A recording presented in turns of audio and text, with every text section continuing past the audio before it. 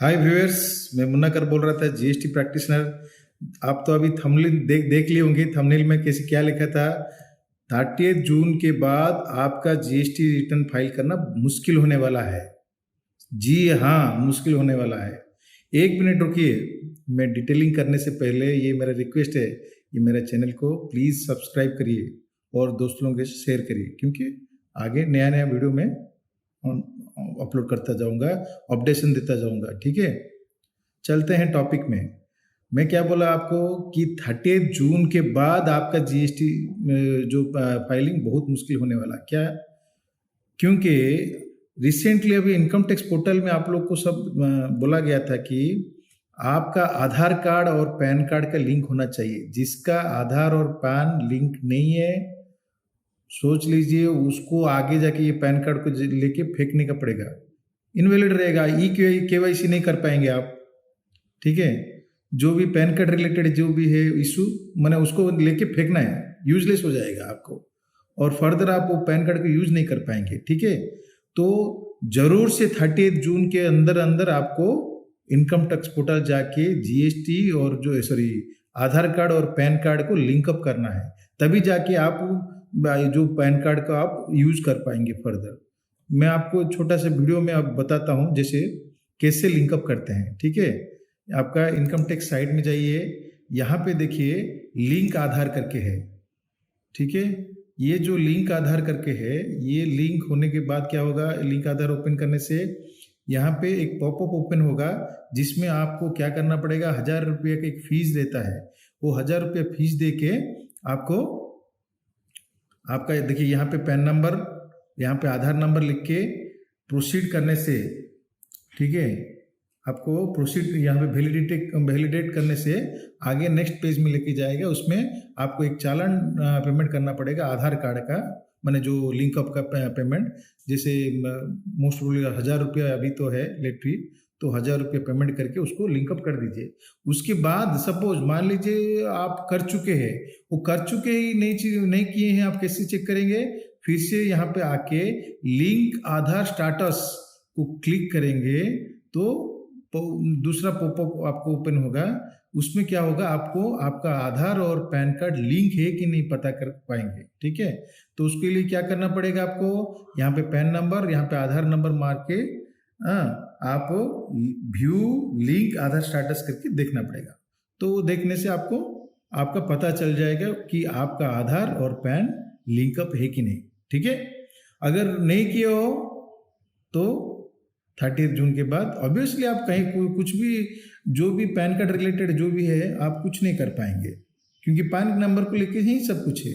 ठीक है, तो आप जरूर से ध्यान रखिए और आधार और पैन को लिंकअप कर दीजिए।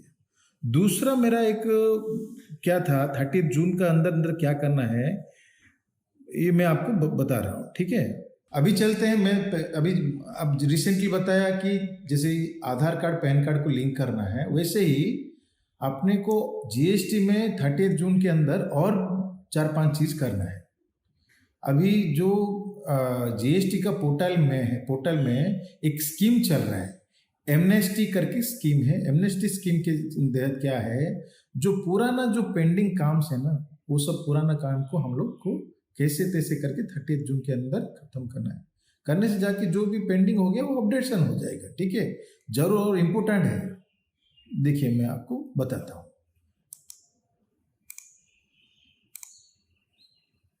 ये देखिए नोटिफिकेशन नंबर 2 है, ये 31 मार्च 2023 को जनरेट हुआ था साइट में, इंडायरेक्ट जो अपना जीएसटी मैंने पोर्टल में।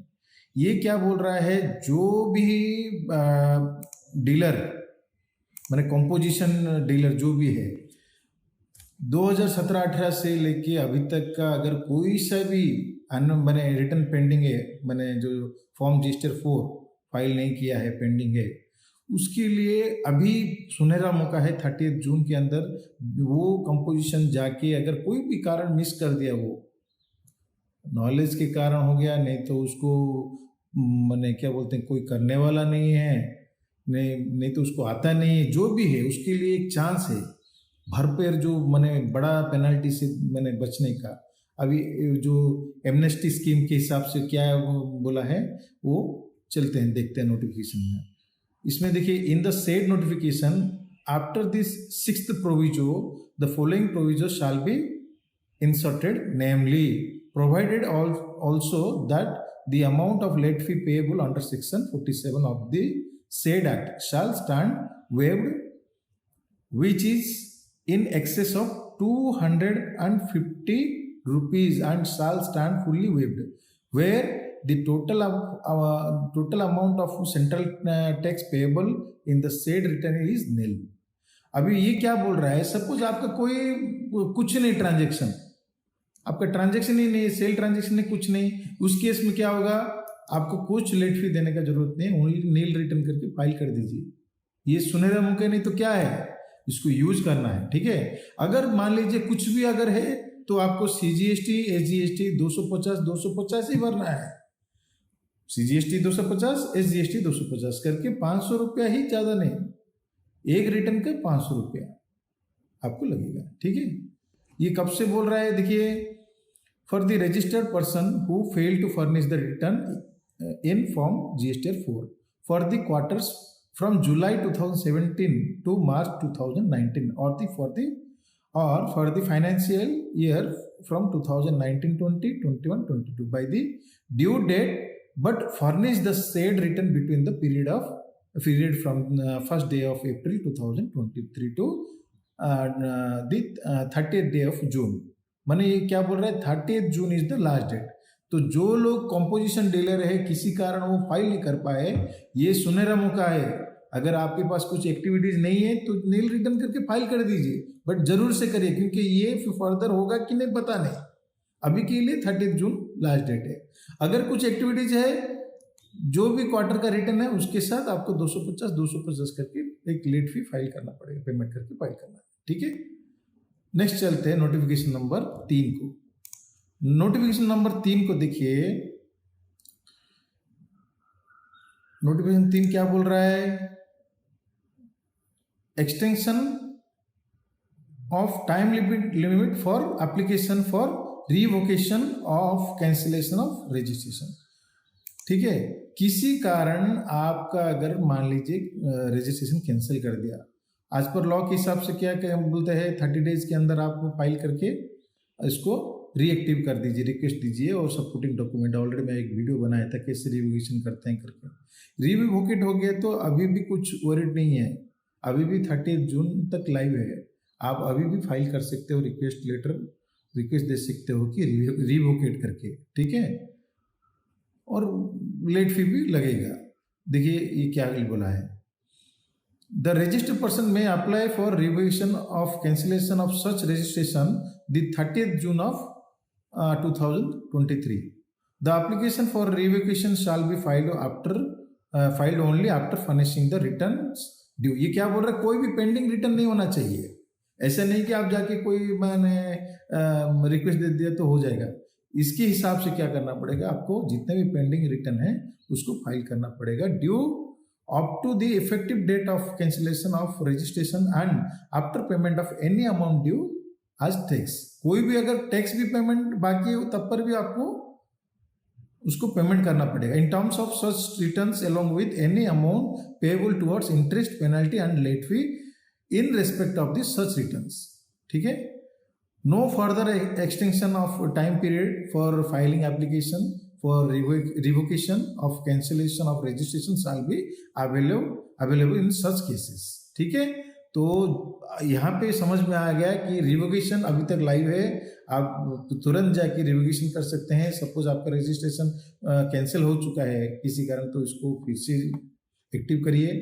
कैसे एक्टिव करेंगे, जितना भी अगर कोई भी रिटर्न पेंडिंग है सबको फाइल करना पड़ेगा, सब रिटर्न फाइल करिए और रेस्पेक्टेड लेट फी और आपको क्या बोलते हैं पेनल्टी भी देना पड़ेगा अगर बहुत पुराना रिटर्न पेंडिंग है तो। ठीक है, ये जरूर से ध्यान रखिए किसी का भी में, जो ये बहुत इंपॉर्टेंट है। ठीक है, अभी चलते हैं नोटिफिकेशन नंबर 6। नोटिफिकेशन नंबर 6 में क्या बोलता है, देखिए, MST scheme for deemed withdrawal of assessment order issued under section 62। जितने भी असेसमेंट ऑर्डर है यहाँ पे देखिए, the registered person shall furnish the said return on और before 30th June of 23. The return shall be accompanied by payment of interest due under section 1 of section 50 of the said act and the late fee payable under the section 47 of the said act. ठीक है, तो और क्या बोल रहे हैं, irrespect of whatever whether or not an appeal had been filed against such assessment or order under section 107 of the said act of the whether or not the appeal, if any, filed against the said assessment order has been decided. ठीक है, ये जितने भी और भी क्या ऊपर लिखा है, in exercise of the power of conferred by section 148 of the Central Goods and Service Tax Act 2017, hereinafter referred to as the said act, the central government on the recommendations of the council hereby notifies that the registered person who failed to furnish a valid return within a period of 30 days from the service of assessment order issued on or before the 20th day of February 2023 under subsection 1 of section 62 of the said act as the classes of registered person in respect of whom said assessment order shall be deemed to have been withdrawn if such registered person follow the special procedures as specified below, namely ये 2-3 ठो जो है उसको follow करके करना पड़ेगा। इससे क्या पता चल रहा है, जो भी असेसमेंट ऑर्डर इशू किया है, किसी कारण आप अपील नहीं किए हो, ऐसे ही रह गए हो, तो आप जाके 30th जून के अंदर जो भी पेनल्टी और जो भी इंटरेस्ट लग रहा है एज पर सेक्शन 47 और सेक्शन 50 के तहत उसको जाके आप अवॉइड कर सकते हो, उसको फिनिश कर सकते हो, वो टॉपिक को क्लोज कर सकते हो। ठीक है, अभी चलते हैं नोटिफिकेशन 7। नोटिफिकेशन 7 में क्या बोलता है, देखिए notification 7 rationalisation of late fee, rationalisation of late fee for GSTR 9 and MST to GSTR 9 non filer. Great opportunity है, बहुत बढ़िया है। पहले भी एक वीडियो बनाया था, जो लोग अपना क्या बोलते हैं एनुअल रिटर्न नहीं फाइल किए थे उनका है GSTR 9 बोलने से एनुअल रिटर्न। ये अभी मौका है भाई, तुरंत जाओ और फाइल करो। MST as per MST scheme के हिसाब से 30 जून के अंदर GSTR 9 जून साल का फाइल नहीं क्यों, तुरंत जाइए अभी फाइल करिए। ठीक है, अभी वो क्या बोल रहे हैं, सब्जेक्ट टू सिंपल है भाई, कुछ नहीं है, 10,000 रुपीज आप दे दीजिए, हर रिटर्न में 10,000 फाइल कर दीजिए, हो जाएगा। देखिए सिंपल,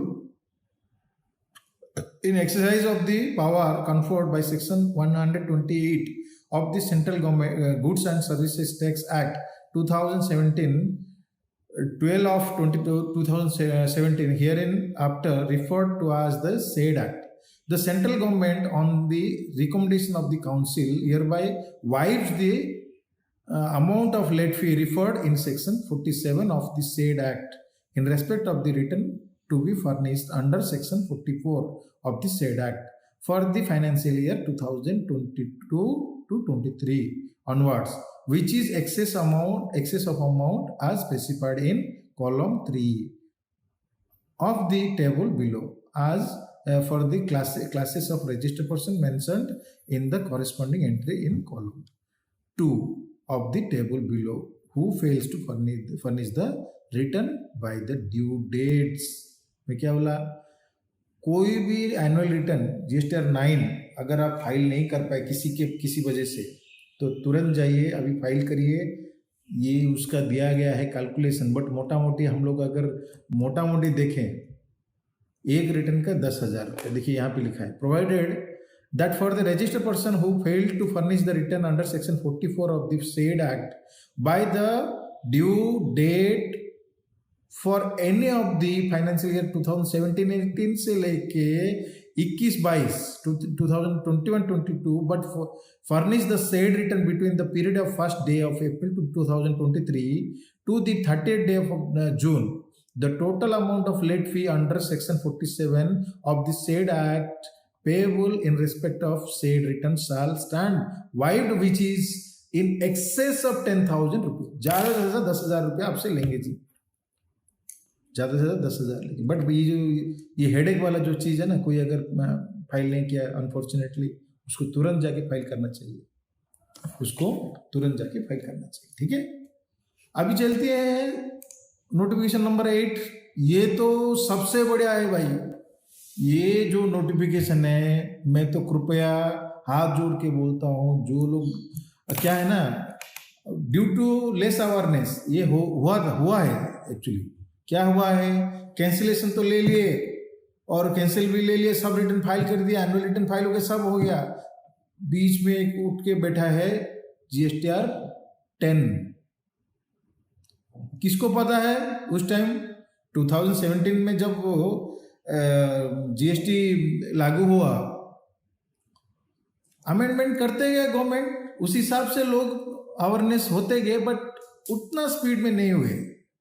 उसके चलते कोई अगर कैंसिलेशन ले लिया, फाइनल रिटर्न, GSTR 10 बोलने से फाइनल रिटर्न है, जो फाइनल रिटर्न फाइल नहीं किया अभी तक, उनका जो अकाउंट में ना 10,000 का पड़ा है लेट फी, 10,000। हम 10,000 करके कितना, तो मेरा 3 क्लाइंट थे जी 2020 में जब लॉकडाउन हुआ कोरोना के चलते, उनका बिजनेस का भगवान भरोसे हो गया, बंद करके सब हो गया। मेरे को फ़ोन करके बोले कि कैंसिल कर दीजिए भाई, हम लोग रिटर्न फाइल नहीं करेंगे, आपको आपका फीस नहीं दे पाएंगे। बोला ठीक है, क्या करूँ, कैंसिल कर दूँ, कर दिया मैंने। फिर जाके एक मेल नोटिस आया, क्योंकि वो लोग का मेल आईडी मैं तो मेल आईडी दिया था मेरा ही पर्सनल, क्योंकि वो लोग का छोटा मोटा डीलर थे, तो मेरा मेल आईडी को आया कि आपका फाइनल रिटर्न बाकी है। फ़ोन भी आया GST डिपार्टमेंट से मेरे को। उस टाइम मैं बोला भाई GST रिटर्न फाइल करना पड़ेगा, कर दीजिए। बोले तो कैसे कर दूँ, 10,000 का खड़ा है हाथी की तरह, 10,000 भरना पड़ेगा उसका लेट फी, और वो मुझे पता नहीं, ऐसे ही रिप्लाई दे दी, मर गया, हंस गया, हो गया करके। तो उसी हिसाब से मैं भी डिपार्टमेंट को बोल दिया, सर मैं तो अकाउंटेंट हूँ, वो मर गया, हो गया कहीं। बट अभी गोल्डन अपॉर्चुनिटी है, जाइए 30 जून के अंदर भरिए। ठीक है, पढ़ते हैं, चलते नोटिफिकेशन क्या लिखा है इसमें। In exercise of the power conferred by the Section 128 of the Central Goods and Service Tax Act 2017, 12 of 2017, the central government, on the recommendation of this council, hereby waives the amount of late fee referred to in Section 47 of the Act, which is in excess of 500 rupees. 10,000 भरने का नहीं, only 500 रुपया भरिए और file कर दीजिए, ये मेरा रिक्वेस्ट है। और ये वीडियो को जरूर से शेयर करिए। ये MST जो भी है, MST स्कीम है, वो MST स्कीम बहुत यूजफुल है। जो नेग्लिजेंसी के चलते, नहीं तो डिफॉल्टर के चलते, नहीं तो किसी के वजह से, कारण की वजह से आप लोग रिटर्न फाइल नहीं कर पाए, this is the golden opportunity. नहीं तो कोई असेसमेंट का ऑर्डर के अगेंस्ट में हम लोग रिप्लाई नहीं दे पाए, ऐसे ही पेंडिंग में पड़ा है, तो 30 जून के अंदर जरूर से करिए। ठीक है, वो क्या बोल रहा है,